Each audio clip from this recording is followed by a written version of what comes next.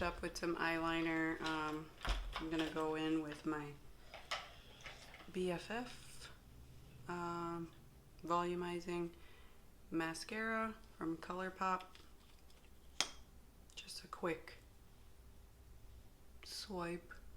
You don't need much with this mascara. And then we can talk.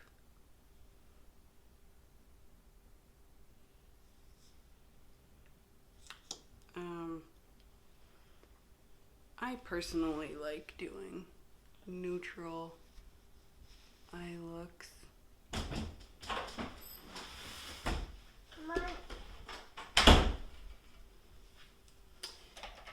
Okay, so little goes a long way with that.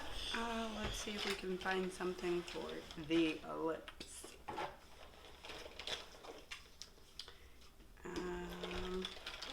Pink. Yeah, pink. Good job. Pinky pink. I did get this Milani bold matte from Target, in the Target box. And it's like, ooh, I'm confident. Oh, let's go in with that. Let's just go in with that. Birthday to you?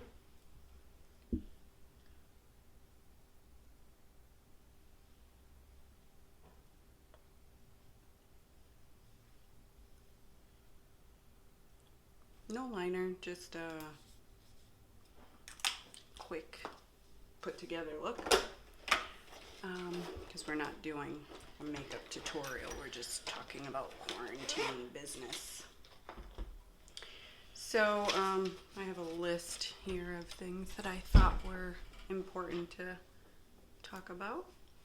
So positive words, that is very useful, especially in these sort of times. There's a lot of people that, you know, look to positivity and to distract themselves from the negative that's going on around them. So getting with a group, maybe on Facebook or Instagram, or some of your friends, really just that are doing some positive things in the neighborhood, or like I said, talking to each other on FaceTime is quick. It's, you know, you get to do the face-to-face and just share some positive, maybe stories, poems, video messages that are floating around. Oprah always has great positive messages that can encourage people in these days. And that also goes with loneliness and depression. A lot of people are feeling lonely. A lot of people are feeling trapped, which leads to some feelings of depression, sadness, loss of appetite, sometimes even increased appetite. And some of those things can actually be triggered by the things that are going on.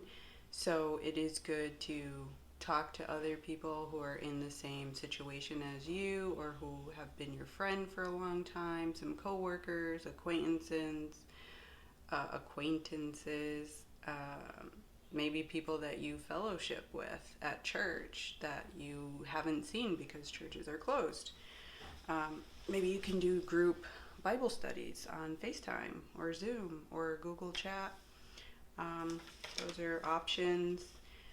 Some people are working from home, so then you have to juggle all of that. Like me, I work from home normally, so it was an easier transition to just have the kids home and figuring out their schedule, which kind of goes into the whole other idea that I have of just keeping everything normal and routines, creating schedules, lists of chores to help out in the house if you have children. It is hard for them because they can't go outside and play, they can't be with their friends. They can also FaceTime. They can also call their friends, get together with their parents so that you can arrange a time for them to do those chats. But creating a routine so that it's normal. You're getting up at the same time that you would go to work. Of course, doing your daily work schedule. Schedule your lunch so that you have lunch with your kids and that they have lunch at a normal time every day. You don't want them getting up at like 11 in the morning just to start their schoolwork or practice. So just keeping a routine and keeping it normal. Let's see. And if you aren't working, but you want to do something useful with your time, there are certainly adult chores. Sorry. There are certainly adult chores that can be done, like fixing things that may have not gotten fixed because you were working, and a lot of people work 2-3 jobs and never get around to those extra home projects. If you have like old paint that you can just paint the trim, maybe put a new coat of paint on the wall. It sounds really boring, but it gives you something to do. It gives you a goal. It gives you a deadline. Cleaning, organizing, throwing out things or donating some of the things that you don't use, such as clothes, the kids' clothes, baby clothes, just putting them to the side, and for those collection bins that they usually have around. You can donate a lot of those things, especially during these times. A lot of people are looking for donations. And that includes anything. Like if you just want to go through your pots and pans, if you have some old electronics that you've never used, don't want to use, we're going to throw away, you can donate those.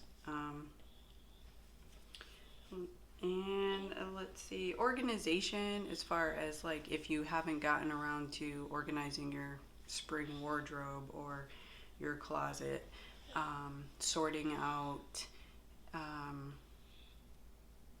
books and things that maybe aren't getting read, they can also be donated and put in those bins where other people can actually use them if they're in good condition. I've seen exercise classes online that are offered for free at this time. Check Instagram, check Facebook. There should be plenty of exercise classes that they are doing, unlike those Google meetings and Zoom and I don't know about FaceTime, but I have seen a lot of group exercise classes online giving for free. And if not, you can always YouTube some exercises that you can start doing at home: yoga, meditation, Pilates, basic simple stretching, breathing exercises. Work that into some of your routine, not every day, but just to get you into a flow of good, positive vibes. And encouraging words that you want to give or that you actually want to receive. It's always best to give than to receive, and sometimes people don't realize how it affects other people. Just being kind and nice and saying hi, how are you? Sometimes you get, yeah, I'm good. And then other times you might get a long-winded story that maybe you didn't expect to hear, and they need to be listened to as well. So just passing along kindness, I think, will help a lot during these times that we're feeling so vulnerable and helpless and isolated from a lot of the world. The sooner that we keep the isolation, the sooner we can get over this and people can start to get healthy and we can get back to normal life as we knew it unfortunately, for the ones who have been inflicted with this disease process, or have lost loved ones and friends and tragedy, there's going to be a grieving process that goes with that, as does most tragedies. So you do want to pass along the kindness because it does come back. So I guess that's all I had. I didn't want to make it a long video. I wanted to try to make it short and get to the point of the whole corona, COVID-19, quarantine, isolation, feelings and thoughts. And also, if you haven't already, you can like, subscribe. You can also give me a thumbs down if you didn't really care for the video. And please share it with someone who may need those thoughts, may need those words of encouragement and ideas. And I can see if I can come up with some more ideas for quarantine. And hopefully this isn't that long that we need to keep coming up with ideas. But yeah, comment down below if you have anything to share or you want to see a video on a certain topic. That's it, guys. Thanks, and I hope you're well, and I hope we're all doing our part in making this whole situation go along very smoothly and fast. Thanks again.